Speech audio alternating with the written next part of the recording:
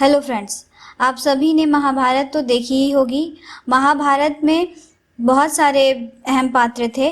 उन पात्रों में से एक थी द्रौपदी। तो आइए आज द्रौपदी के बारे में कुछ बातों को जानते हैं।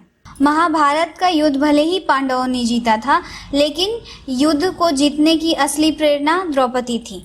द्रौपदी वह ज्वाला थी जिसने अपनी मर्यादा और सम्मान की प्राप्ति के लिए गौरव के खून से कुरुक्षेत्र के मैदान की प्यास बुझाई थी। द्रौपदी महाभारत युद्ध के बाद भारतवर्ष की महारानी बनी, लेकिन इनका जीवन और अंत ऐसे रास्तों से गुजरा है जिन्हें जानकर हर कोई हैरान रह जाता है। अपने जीवन में द्रौपदी ने ना ही किसी से हार मानी और ना ही कभी किसी से डरी। भरी सभा में जब उन्हें निर्वस्त्र करने का दुस्साहस किया गया तो उन्होंने चुप्पी साधे बैठे भीष्म पितामह, द्रोणाचार्य जैसे महान योद्धाओं की कठोर निंदा की।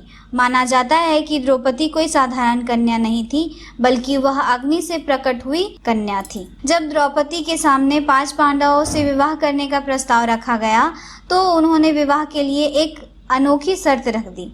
उन्होंने सीधे तौर पर कह दिया कि इस विवाह के लिए तैयार हैं, लेकिन वह अपने गृहस्थ जीवन की वस्तुएं किसी भी और महिला के साथ साझा नहीं करेंगी। तब पांडवों ने उनकी यह शर्त मानकर ही विवाह किया था। विवाह के बाद सभी पांडवों में यह आपसी सहमति बनी कि एक समय में द्रौपदी के साथ एक ही पांडव वक्त गुजार सकता है। जब कोई एक पांडव अपनी पत्नी के साथ रहता था तो संकेत के तौर पर कक्ष के बाहर अपनी चरण पादुका रख देता था। लेकिन एक दिन युधिष्ठिर अपने कक्ष में अपनी पत्नी के साथ वक्त गुजार रहे थे और अचानक एक कुत्ता आकर उनका जूता चुरा ले जाता है।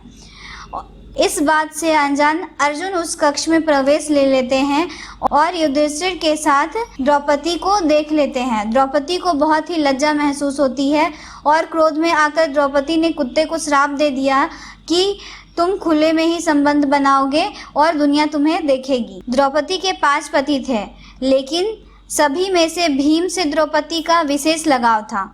इसकी एक खास वजह भी थी। भीम एक ही मात्र ऐसे थे जो द्रौपदी के साथ होने वाले अन्याय के खिलाफ सबसे पहले आवाज उठाते थे। चीरहरण के समय सभी पांडव मौन रहे, सिर झुकाए खड़े रहे, लेकिन भीम ने ही विरोध किया था। दुशासन वध के लिए प्रतिज्ञा भी भीम ने ही ली थी और द्रौपदी के प्रण को पूरा भी भीम ने ही किया था। द्रौपदी भगवान श्री कृष्ण को ही अपना सच्चा सखा, साथी और भ्राता मानती थी। एक भगवान श्री कृष्ण ही थे जो संकट के वक्त द्रौपदी के साथ खड़े रहते थे।